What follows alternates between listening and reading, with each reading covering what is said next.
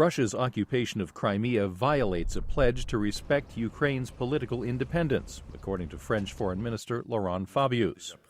Meeting with Brazil's foreign minister, Fabius said countries with nuclear weapons might not want to give them up, and those without them might want to acquire them to protect their territory.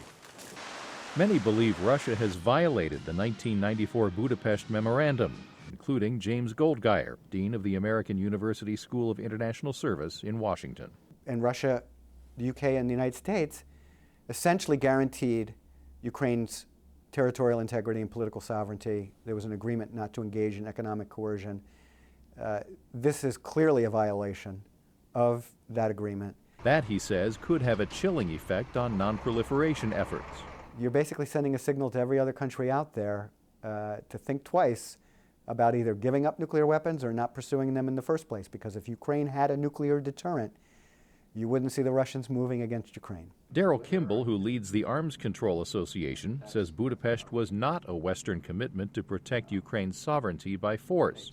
Still, he says Russia's actions could mean trouble. But I think, this incident, if it's not addressed properly by the United States and Russia and our allies in Europe, could shake confidence in the security assurances that are issued by the nuclear-armed P5. The P5 refers to the 5 permanent members of the United Nations Security Council.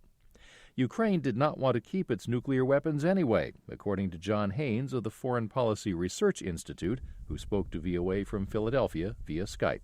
This was an arsenal that was in a poor state of repair, that was going to be difficult to maintain, and that probably posed more of a domestic risk within Ukraine than its deterrent effect on any other nation. Daryl Kimball says other countries that could abandon nuclear weapons will base their decisions on other factors as well.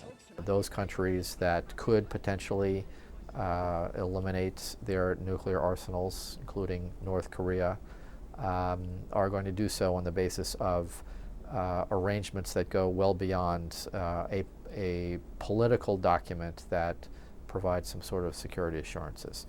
Kimball says the effects Russia's moves against Ukraine will have on global non-proliferation efforts remain to be seen. Kent Klein, VOA News, Washington.